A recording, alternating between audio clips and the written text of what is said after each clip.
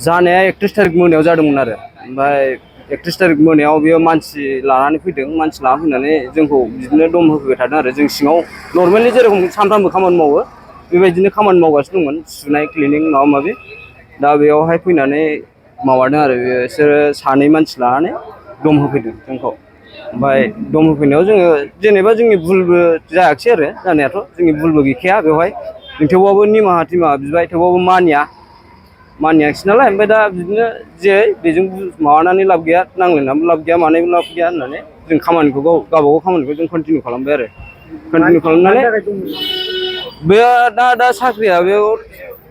माबाबाय नालाय बिनिफ्राय ट्रान्सफार खालामदोंमोन नालाय गुवाहाटियाव दा ट्रान्सफार खालामनायाव गावहा माबा मोनसे सानाखै बे नेग्लेक्ट जानाय बायदि मोनाखै बे गावखौ गाहायाव थानाय बायदि मोनाखै बे दा बेनि थाखायनो बिदि रागा जोंफैदों जानो हागौ बेयोबा बिदि दम होफैदों जानो हागौ मा बुंदोंमोन बुंनायाथ' बिदिनो दाथ' एथ'ग्राब गोसोआव गैला दाख्लै मोनानि खोथा नालाय बिदिनो माबानायजों रायलायनायजों मानायजों बिदिनो बे मानसि बेथ' होनथाराखै आरो बेजों फैफाग्रायासो होनदों आरो बेजों फैफानाया होनबाय बिदिनो नोंसोरो एथ'ग्राब मोना जाबाय मानो बेबायदि मावगासिनो मानो मागासिनो जोंहाथ' सानफ्रामबो मावखायो रावबो दिनैसिम जेबो होनखायाखै नालाय जों मावबाय थाखायो जोंनि खामानिखौ जों रावजोंबो हेबखाया नांलायफेराबो बुलायफेराबो बेवहाय दिनैसिम ओमफ्राय बिदिनो माबानानै जोङो ओइदिनखालि 3थासो बायदियावसो थांनो मोनदों आरो न'आवहाय मा नाममोन रायग्राया मा नाम रायग्रानि नामखौथ' मिथिया आङो दा बिनि फटक दङ रायग्राया सोर बे नुफेराखैबो आङो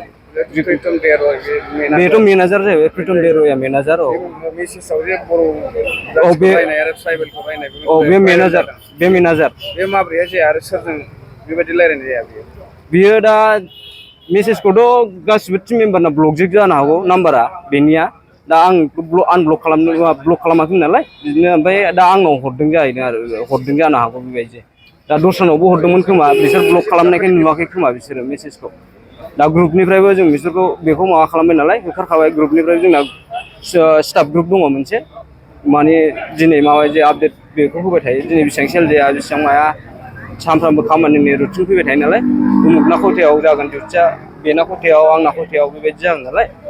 डिउटिनि माबा हरनो थाखाय मोनसे ग्रुप बानायनानै मेनेजारा रायबाय थायो नामा खामानिखौ मेनेजाराथ' सानफ्रामबो रायो गाज्रि बिहेभ खालामो नामा गाज्रि बिहेभथ' खालामनो हाया मानो होनबा केमेरा दंखायो नालाय सिङाव बेवहाय जुदि गाज्रि बिहेभ खालामोबा बे सेक्सुवेल हेरेसमेन्टआवबो थांनो हागौ हिनजावफोरजों खालामोबा हौवाफोरजों खालामोबा माबाथार खिन्थु भाषा गाज्रि होननानै रायो आरो बे रायनाय राया खालि बेनि माबा डिउटि अफबाल' जों एसे सान्थि खामानि मावनो मोनखायो आरो नङाबाथ' सानफ्रामबो माबाखा बिनि खोथा खोनासंबाय थाखा बा माबाखा होनजाबाय थाखा बेजों बेसे गोबावनिफ्राय खामानि मावदों बियो बांद्राय गोबाव जायाखैमोन आङो 8 माससो बायदि जाबाय 8 माससो बायदि जाबाय ओमफ्राय बियो फैनाया 1-1.5 मास 2 माससो बायदि जाबाय आरो बेबायदि ओमफ्राय बे मास मोनसे थाबानो बेखौ ओरैनोबाबो ट्रान्सफार खालामखासिगौमोन ओमफ्राय एबार सिगांसिन ट्रान्सफार खालामदों आरो दा बे ट्रान्सफार खालामनायावनो गावहा माबा मोनसे दुखु मोनाखै बे गोसोफ्राव दा बेखौनो लानानै बेवहाय जोंजों माबा फैबाय आरो हेबफैबाय आंनोनो हरदों मेसेजखौ आं स्क्रिनशटखौ माबाबो आदामोननोबो हरबाय दा रायलायनाया माने